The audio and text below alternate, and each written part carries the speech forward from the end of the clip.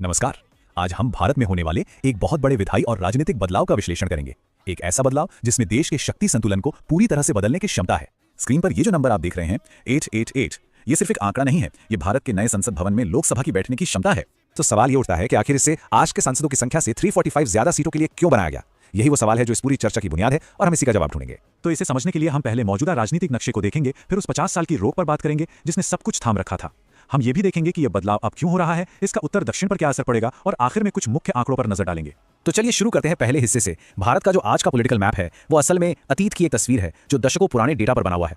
आज की तारीख में लोकसभा में कुल 543 चुने हुए सदस्य हैं। ये वो संख्या है जो हमारे राजनीतिक प्रतिनिधित्व को तय करती है।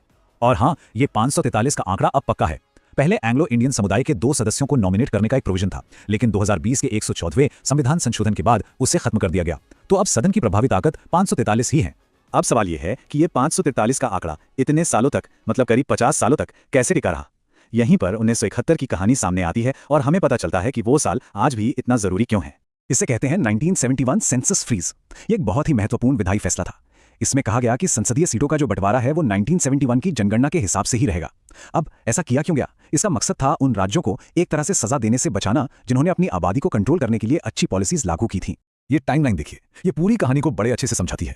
1971 की जनगणना से शुरुआत हुई, फिर 1976 में 42वें संशोधन से इस पर 2001 तक रोक लगा दी गई, फिर 2001 में 84वें संशोधन से इसे 2026 तक के लिए और आगे बढ़ा दिया गया, और अब 2026 के बाद ये 50 साल पुरानी रोक आखिरकार खत्म होने वाली है।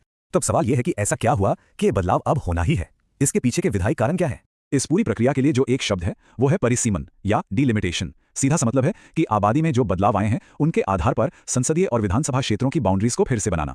और यहीं पर वो नए संसद भवन की बात फिर से आ जाती है। उसकी जो 888 सीटों की कैपेसिटी है वो इसी तैयारी में बनाई गई थी। ये एक बहुत बड़ा संकेत था कि सांसदों की संख्या बढ़ने वाली है। लेकिन एक और शायद सबसे बड़ा ट्रिगर है ये नंबर 33%। ये नारी शक्ति वंदन अधिनियम के तहत महिलाओं के लिए जरूरी आरक्षण है। और यहीं पर मामला पेचीदा हो जाता है। देखिए, इस महिला आरक्षण कानून को लागू करने के लिए 3 शर्तें हैं। पहली, एक नई राष्ट्रीय जनगणना करानी होगी। दूसरी, उस नए जनगणना डेटा के आधार पर परिसीमन करना होगा। और उसके बाद ही तीसरा कदम, महिलाओं के लिए 33% आरक्षण लागू होगा। तो इसका मतलब ये हुआ कि परिसीमन अब कोई चॉइस नहीं है, ये एक कानूनी मजबूरी बन गया है।